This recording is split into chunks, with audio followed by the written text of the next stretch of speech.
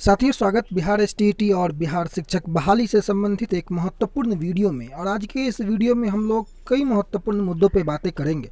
सबसे पहले बिहार शिक्षा विभाग की तरफ से माध्यमिक शिक्षा निदेशक की ओर से जो लेटर जारी किया गया है आज के डेट पे, उसकी चर्चाएं होंगी। साथ ही साथ नेशनल फेडरेशन ऑफ ब्लाइंड, जो आज का सबसे प्रमुख मुद्दा था, कल से सुर्खियों में काफ़ी ज़ोर शोर से यह उठा हुआ था। आज इसकी सुनवाई होनी थी। क्या कुछ हुआ, सुबह वीडियो मैंने नहीं बनाया क्योंकि किसी अन्य व्यस्तता के कारण मैं नहीं अवेलेबल था। आज इन सभी मुद्दों पे जो है वो बातें होंगी। बिहार में शिक्षक बहाली के लेकर के जिस प्रकार से सरगर्मियां तेज है, लगातार सरकार के तरफ से हो या विभाग के तरफ से हो, जो एक से बढ़कर के एक जो क्रियाकलाप दिख रहा है, एक्टिविटी दिख रहा है, इतनी तेज़ी बिहार में कभी भी खासकर शिक्षक बहाली को लेकर के नहीं देखने को मिली है। नेशनल फेडरेशन ऑफ ब्लाइंड के केस से शुरुआत करेंगे इस वीडियो पे, उसके बाद इस लेटर पे भी आएंगे। सबसे पहले जब national federation of blind case का अगर आप बात करें तो आज इसकी सुनवाई होनी थी।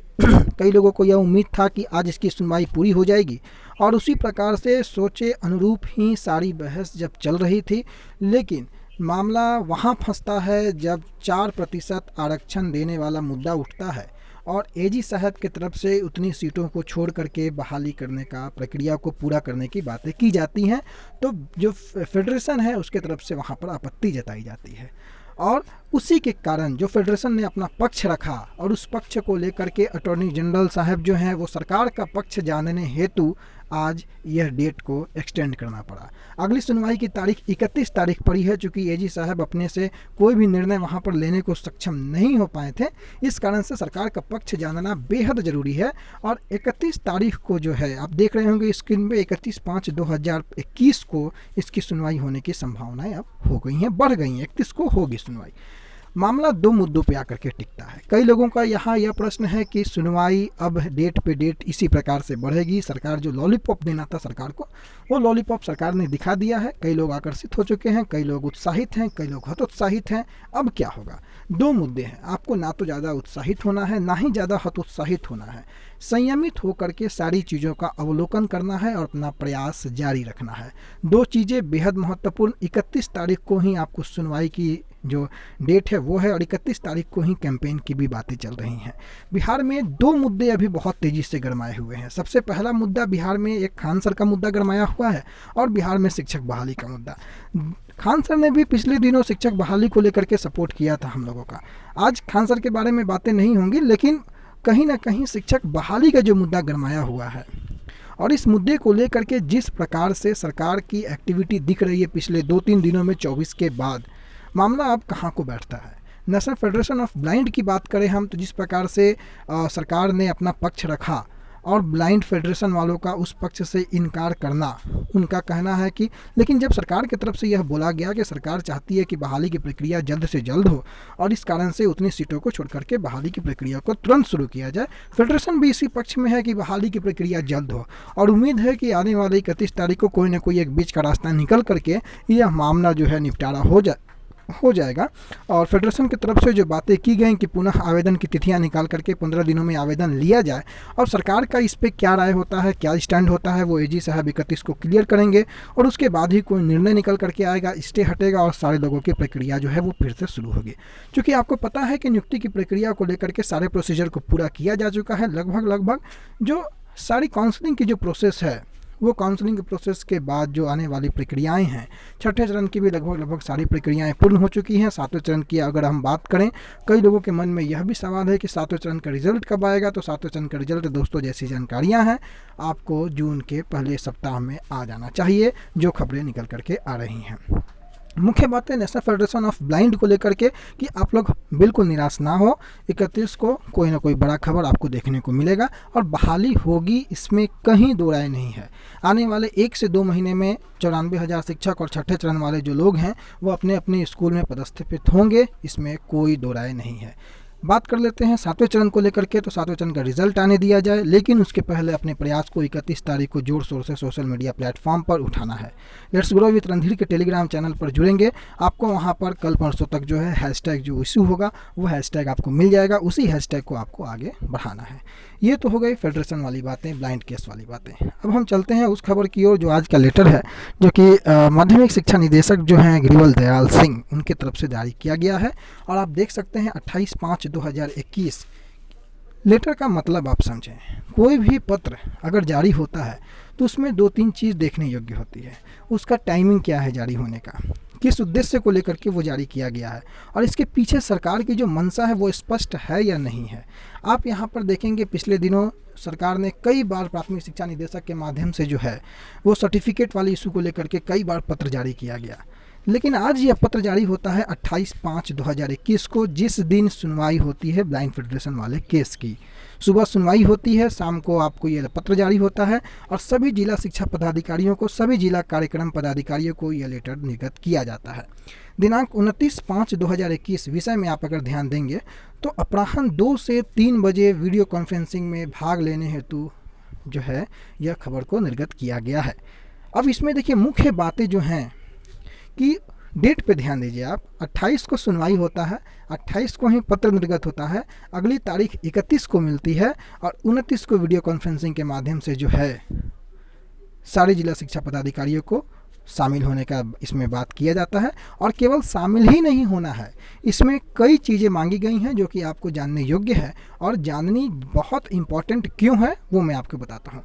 आप देखेंगे उपयुक्त विषयक निर्देशानुसार अंकित करना है कि उक्त वीडियो कॉन्फ्रेंसिंग में निम्नलिखित प्रतिवेदन के साथ उपस्थित होना सुनिश्चित करेंगे। कौन सा प्रतिवेदन के साथ? जिला का नाम, जिले के सभी प्राथमिक और मध्य विद्यालय में उपलब्ध सभी विषयों के रिक्ति के आधार पर जिला का नाम, यानी कि जिला कौन से जिले में, जिले स्तर पर समेकित कुल रिक्तियाँ कितनी हैं, दृष्टि दिव्यांग कितने हैं, मूक बधिर कितने हैं, चलन दिव्यांग कितने हैं। यानी कि यहाँ पर सबसे पहला जो प्रपत्र है वो दिव्यांगों को ही फोकस में रख करके उनकी रिक्तियाँ मांगी गई है। क्यों मांगी गई है उनकी रिक्तियाँ? मामला एक तरफ नेशनल फेडरेशन ऑफ ब्लाइंड का मामला हाईकोर्ट में है, सरकार उस पर गंभीरता दिखा रही है और उसकी गंभीरता का परिचय शिक्षा विभाग के इस पत्र से मिलता है। अब कई लोग इस पर भी सवाल उठा सकते हैं, उठाने वाले तो उनका काम है, तो आप लोग सिर्फ पॉजिटिव चीज़ों को देखें। निगेटिविटी तो मार्केट में इतना फैला हुआ है कि आप अगर सोचेंगे तो आप कहीं ना कहीं हतोत्साहित हो जाएंगे और हतोत्साहित होने के बाद पॉजिटिव बनना बड़ा मुश्किल हो जाएगा।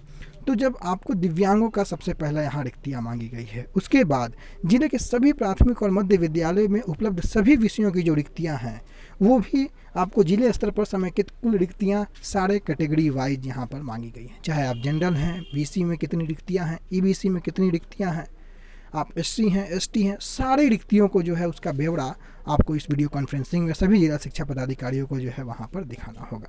दो मुख्य बातें यहाँ पर जानने योग्य है।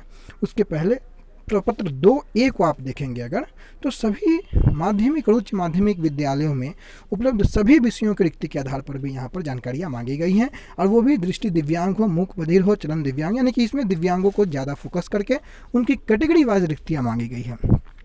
तो कई लोगों के मन में जो यह प्रश्न है कि क्या नेशनल फेडरेशन ऑफ ब्लाइंड का मामला फिर उनसे रुक सकता है, तो ये सरकार को जो जवाब, सरकार को जो एजी साहब को जो नेशनल फेडरेशन ऑफ ब्लाइंड का जो पक्ष आया, उस पक्ष के जवाब में सरकार का क्या सोच है, उसे तो सरकार इन सारी चीज़ों को आज के डेट में ही लागू करना चाहती है और आज की डेट में ही जानकारी लेना चाहती है। सभी जिला शिक्षा पदाधिकारियों को इनकी जानकारियों के साथ वहाँ उपस्थित होना अनिवार्य है, ताकि सरकार 31 को जो है कोई अपना पक्ष मजबूती से रख सके।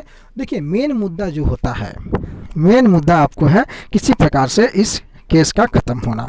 सभी जिला माध्यमिक और उच्च माध्यमिक विद्यालयों में भी जो दिव्यांगों का जो सीट है उसकी भी कोटिवार विवरण जो है वो मांगा गया है। यानी कि इस पत्र में मुख्य रूप से दिव्यांगों की चर्चाएं हैं। न्यायालय में दिव्यांगों का केस अटका पड़ा है, सारी शिक्षक बहाली प्रक्रिया दिव्यांगों के मामले के कारण रुका पड़ा है। तो फोकस में जो है वो दिव्यांगों का मामला है और इसी कारण से सरकार इस पर गंभीरता दिखाते हुए, देखिए सरकार की मंशा पे सवालिया निशान लगातार उठते रहा है, आगे भी उठेगा अगर सरकार अपनी इस मंसूबे में सफल नहीं होती है तो। लेकिन सरकार की तत्परता, शिक्षा विभाग की तत्परता, विभाग की तत्परता अगर पिछले 2-3 दिनों से आप देखें या पिछले 1 हफ्ते से देखें तो काफ़ी तेज़ी नज़र आती है। अंदर की जो खबरें हैं कि सरकार इस बार 94,000 और छठे चरण की बहाली करने के पूरे मूड में है। थोड़ी सी बातें मैं आपको बताऊं 7वें चरण को लेकर के कि अगर 7वें चरण का मामला इसी दौरान अगर हमने जोर शोर से नहीं उठाया, शायद 7वें चरण में थोड़ा डिले हो सकता है। 1.25 लाख शिक्षकों की नियुक्ति अगर बिहार सरकार कर देती है, उसके बाद बिहार सरकार बिल्कुल ठंडे बस्ते में कोई भी रिक्तियाँ डालने के लिए जो है वो बेफिक्र हो जाएगी। कोई भी आवाज़ नहीं उठ पाएगा अगर इसी समय अगर अपनी आवाज़ों को नहीं उठाया गया। बहुत अच्छा मौका है, और अगर यह मौका हाथ से निकल जाता है, मैं STT 2019 वालों की बातें कर रहा हूँ, क्योंकि यहाँ पर केवल 94,068 रन की बातें हो रही हैं। STT 2019 वालों का जो एक्टिवनेस है वो काबिल तारीफ़ है। ऐसा नहीं है कि 94,068 रन वाले एक्टिव नहीं हैं, लेकिन STT 2019 क्वालिफाई लोग जो हैं बिल्कुल काबिल तारीफ़ उनका एक्टिवनेस है, और उन्हें STT 2019 की ज्वाइनिंग से मतलब है। सभी जो शिक्षक अभ्यर्थी हैं, चाहे आप 94,000 से रिलेटेड हो, चाहे 66 रन से रिलेटेड हो, चाहे STT 2019 वाले हो, चाहे उनके दोस्त हो, चाहे उनके गार्जियन हो, सबों से हाथ जोड़ के यह निवेदन है, 31 तारीख को जो कैंपेन हो रहा है, आप 31 तारीख के कैंपेन में मिल के साथ दें, ताकि सभी भाइयों का एक साथ जो है वो आपको नौकरी हो।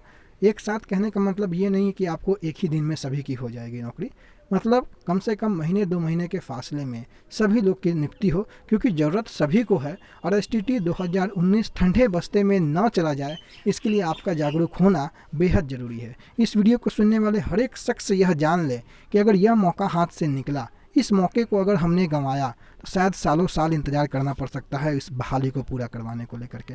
ज़रूरत को समझें, परिस्थिति को समझें, समय को समझें, और इस समय पे जो है सही समय पर सही प्रहार ही जो है वो आपको रणभूमि में विजेता बना सकता है। उम्मीद होगा सभी को यह वीडियो पसंद आया होगा। अगली वीडियो में फिर से मिलेंगे किसी नए टॉपिक के साथ। तब तक के लिए अपना बहुत ख्याल रखिए। धन्यवाद।